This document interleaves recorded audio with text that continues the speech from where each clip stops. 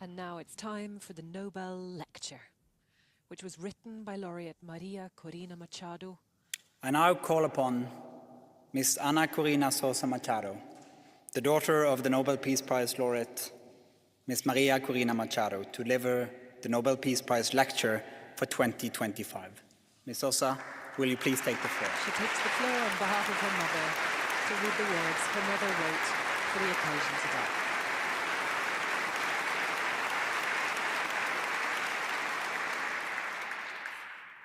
Your Majesties, Your Royal Highnesses, distinguished members of the Norwegian Nobel Committee, citizens of the world, my dear Venezuelans. First, I want to express our infinite gratitude from my family, from an entire country, to the Norwegian Nobel Committee. Thanks to you, the struggle of an entire people for truth, for freedom, for democracy and peace is today recognized around the world. I am here on behalf of my mother, María Corina Machado, who has united millions of Venezuelans in an extraordinary effort that you, our hosts, have honored with the Nobel Peace Prize. But although she has not been able to be here and take part in this ceremony, I must say that my mother never breaks a promise. And that is why, with all the joy in my heart, I can tell you that in just a few hours, we will be able to embrace her here in Oslo after 16 months living in heaven.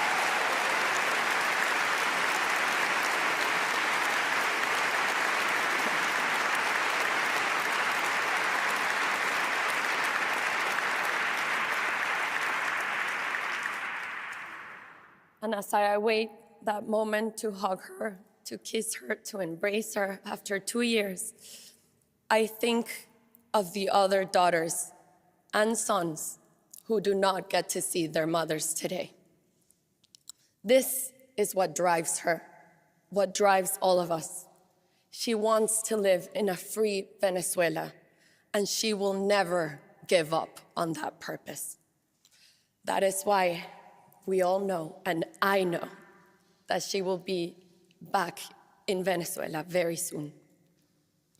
In the meantime, at this moment, I face the difficult task of giving voice to her words. The speech she prepared for this occasion. This is her speech. I have come here to tell you a story. The story of a people and their long march toward freedom. This march brings me here today as one voice amongst millions of Venezuelans who rose once again to reclaim the destiny that was always theirs. Venezuela was born of audacity, shaped by peoples and cultures intertwined. From Spain, we inherited a language, a culture, and a faith that merged with ancestral indigenous and African roots. In 1811, we wrote the first constitution in the Spanish-speaking world, one of the earliest republican constitutions on earth, affirming the radical idea that every human being carries a sovereign dignity. This constitution enshrined citizenship, individual rights, religious liberty, and separation of powers. Our ancestors carried liberty on their backs. They crossed an entire continent from the banks of the Orinoco to the heights of the Potosí to help give rise to societies of free and equal citizens, out of the conviction that freedom is never whole unless it is shared. From the beginning, we believed something simple and immense, that all human beings are born to be free.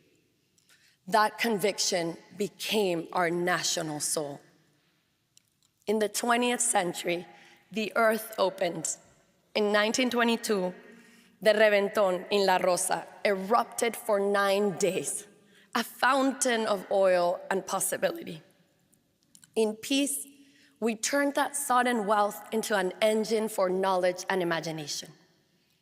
Through the ingenuity of our scientists, we eradicated disease.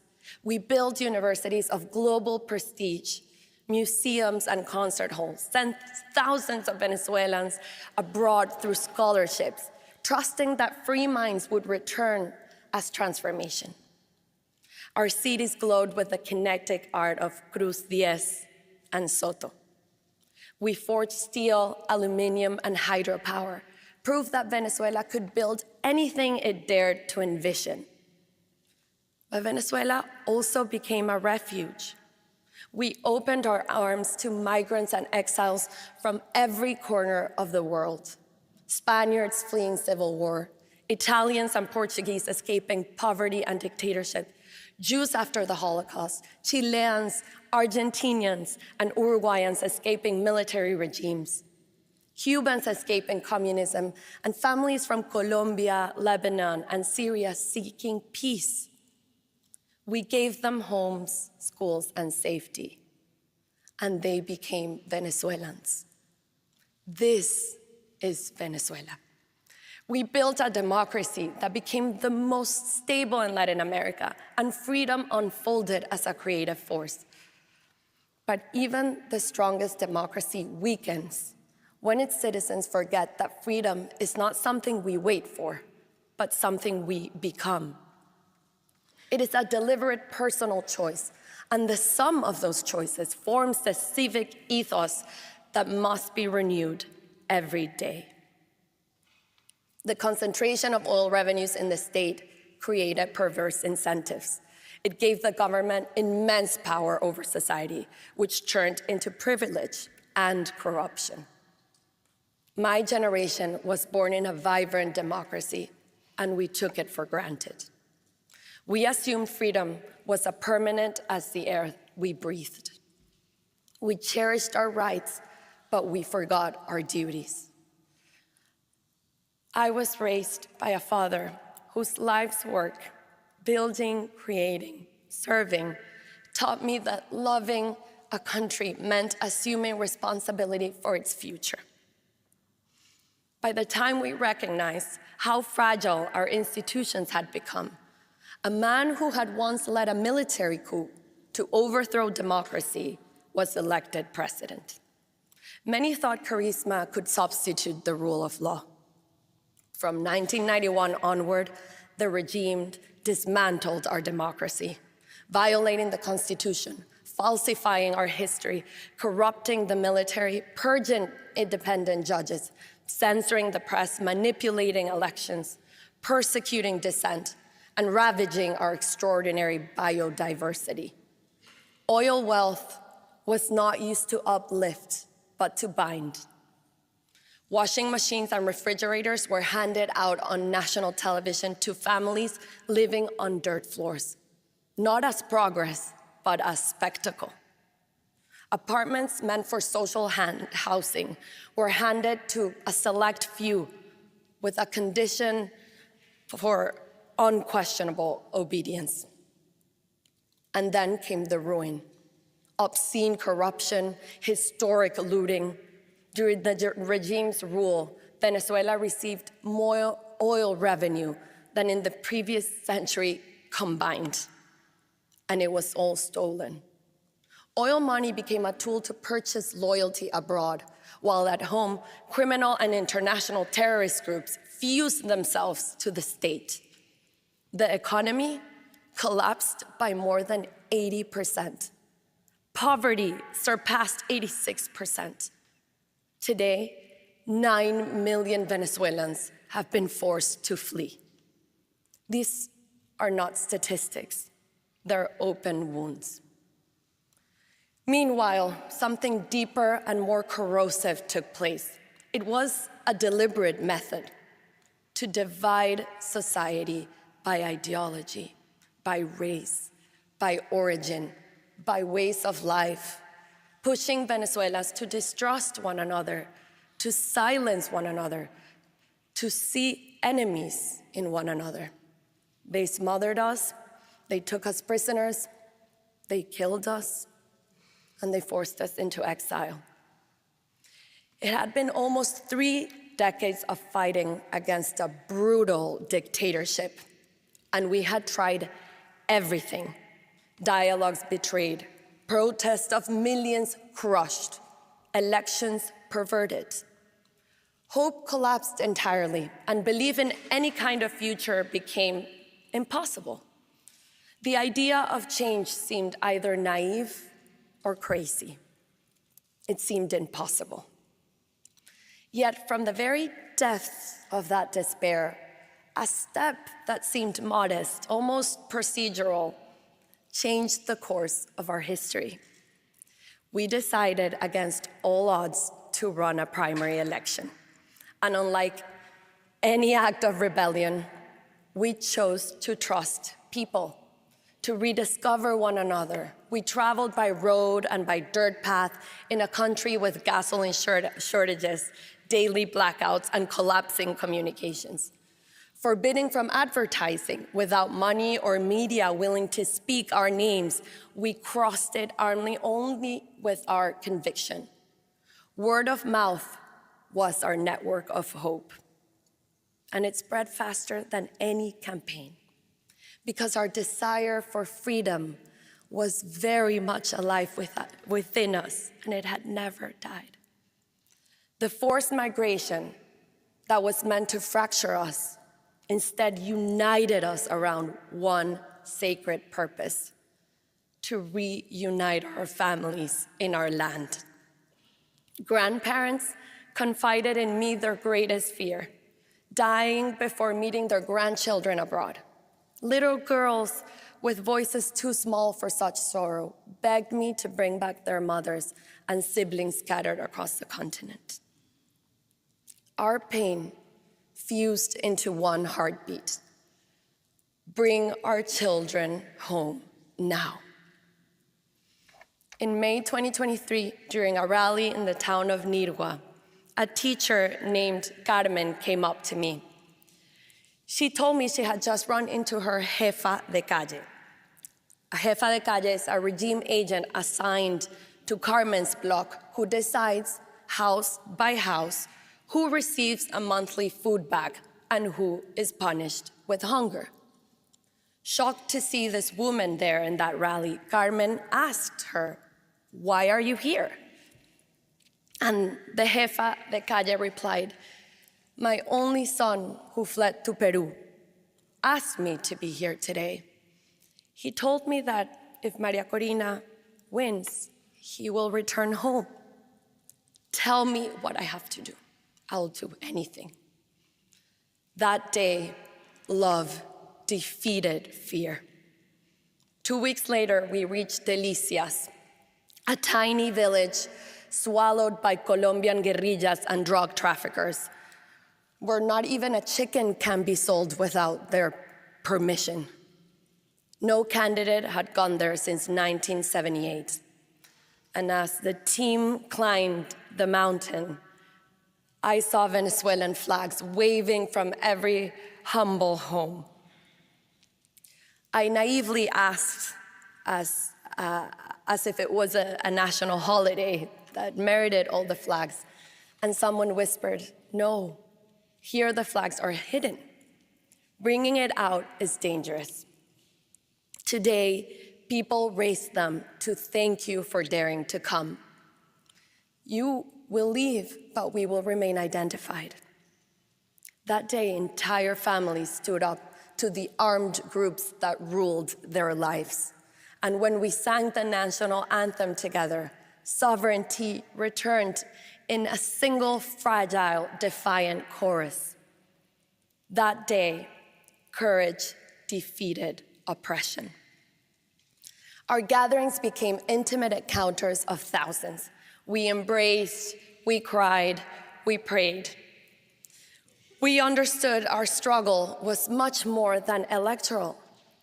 It was an ethical struggle for truth, an existential struggle for life, and a spiritual struggle for good. With less than a year before the presidential election, we had to unite every democratic force and restore trust in the vote. The primaries became that moment, a self-organized civic effort that built a nationwide citizen network unlike anything Venezuela had ever seen.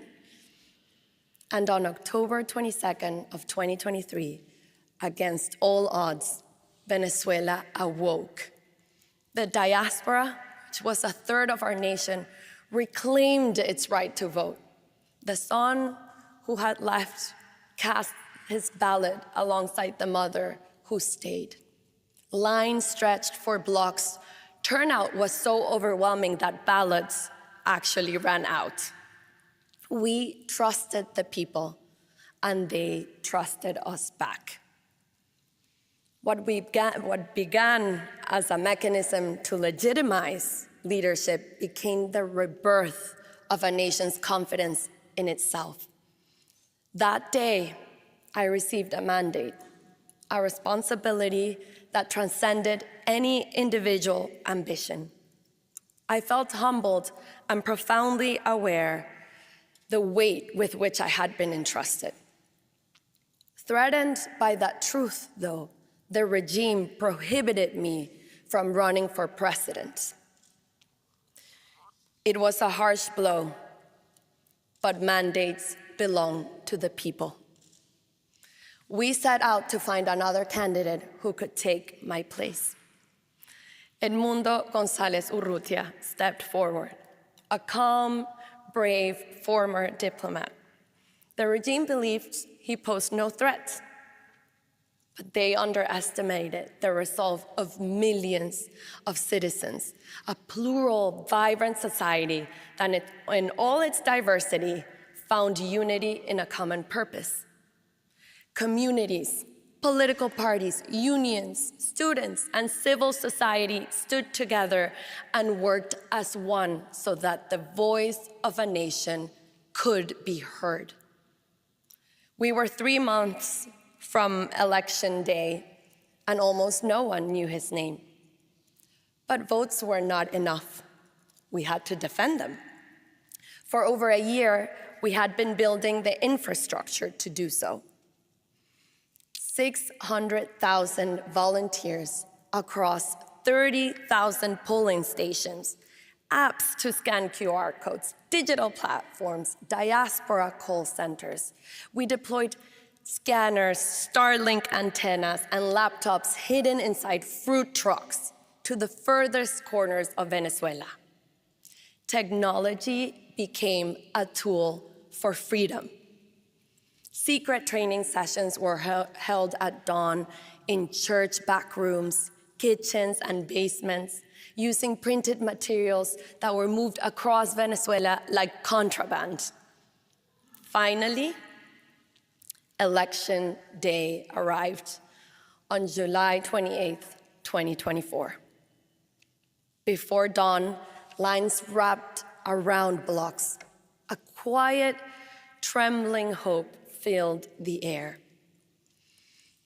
Our live tracking showed turnout rising across every state and town.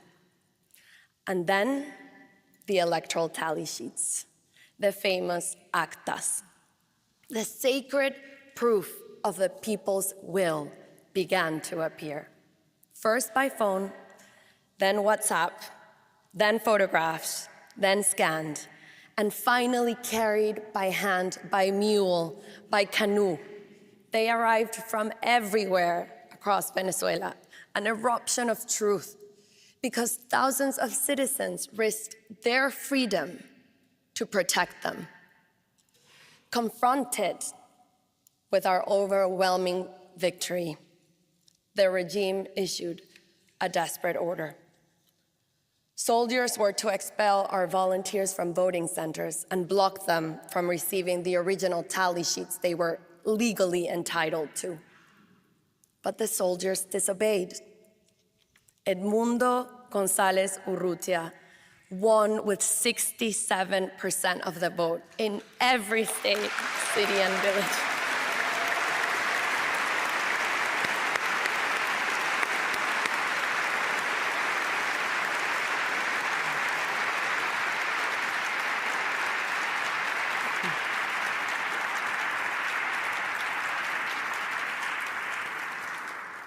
in every state, city, and village.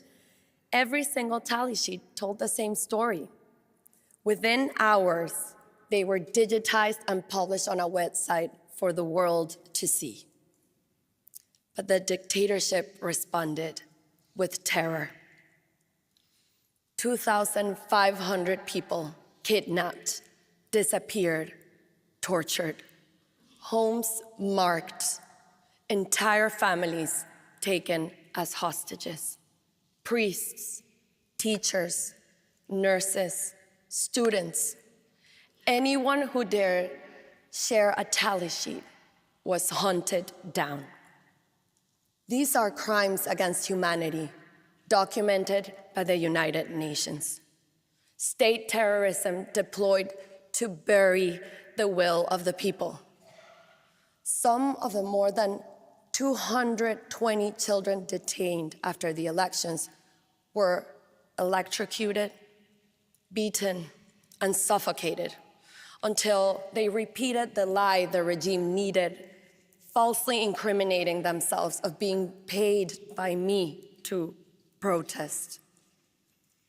Women and girls in prison are right now being forced into sexual slavery, made to endure abuse in exchange for a family visit, a meal, or the chance to take a bath. And yet, the Venezuelan people did not surrender. During the past 16 months in clandestinity, we have built new networks of civic pressure and disciplined disobedience, preparing for Venezuela's orderly transition to democracy. That is how we reach this day, a day carrying the echo of millions who stand at the threshold of freedom. This prize carries profound meaning. It reminds the world that democracy is essential to peace. And more than anything, what we Venezuelans can offer the world is the lesson forged through this long and difficult journey, that to have democracy, we must be willing to fight for freedom. And freedom is a choice that must be renewed every day, measured by our willingness and our courage to defend it. For this reason, the cause of Venezuela transcends our borders. A people who choose freedom to contribute not only to themselves, but to humanity. We attain freedom only when we refuse to turn our backs on ourselves, when we confront the truth directly, no matter how painful, when love for what truly matters in life gives us the strength to persevere and to prevail. Only through that inner alignment, that vital integrity, do we rise to meet our destiny. Only then do we become who we truly are, able to live a life worthy of being lived. Along this march to freedom, we gain profound certainties of the soul, truths that have given our lives a deeper meaning and prepared us to build a great future in peace. Therefore, peace is ultimately an act of love. This love has already set our future in motion. Venezuela will breathe again. We will open prison doors and watch thousands who were unjustly detained step into the warm sun, embraced at last by those who never stopped fighting for them. We will see grandmothers settle children on their laps to tell them stories not of distant forefathers, but of their own parents' courage.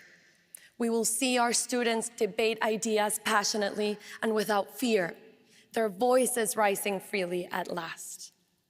We will hug again, fall in love again, hear our streets fill with laughter and music again, and all the simple joys in the world that we have taken for granted will be ours.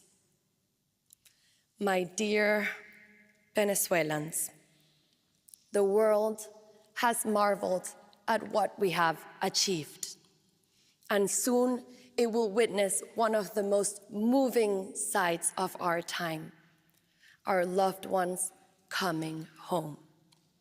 And I will stand again on the Simón Bolívar Bridge where I once cried the thousands who were leaving and welcome them back into the luminous life that awaits us. Because in the end, our journey towards freedom has always lived inside us. We are returning to ourselves. We are returning home. Allow me to honor the heroes of this journey. Our political prisoners, the persecuted, their families, and all who defend human rights. Those who sheltered us, fed us, and risked everything to protect us. The journalists who refused silence, the artists who carried our voice, my exceptional team, my mentors, my fellow political and social activists, the leaders around the world who joined us and defended our cause. My 3 children, my adored father, my mother, my 3 sisters, my brave and loving husband, who've all supported me throughout my life. And above all, the millions of anonymous Venezuelans who risked their homes, their families, and their lives out of love. To them belongs this honor. To them belongs this day. To them belongs the future. Gracias.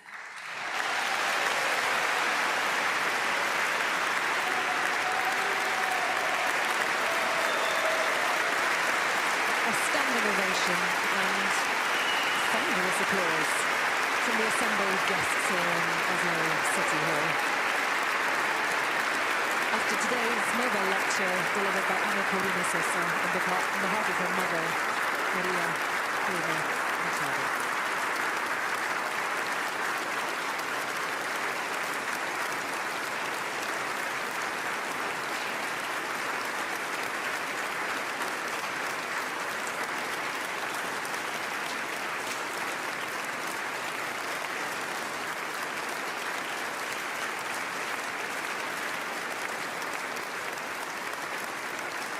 She's represented her mother on several occasions. This must be quite the highlight. And the applause continues.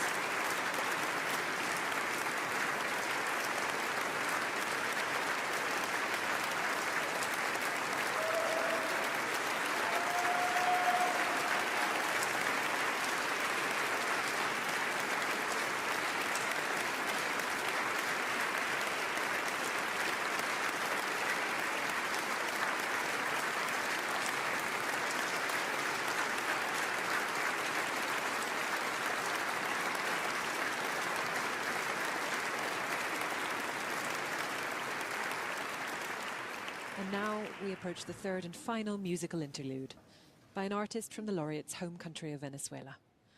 The pianist Gabriela Montero, said to have been introduced to the piano when she was only 7 months old. Educated in Venezuela and in London, she will now perform Mi Querencia, written by another Venezuelan artist, Simón Díaz.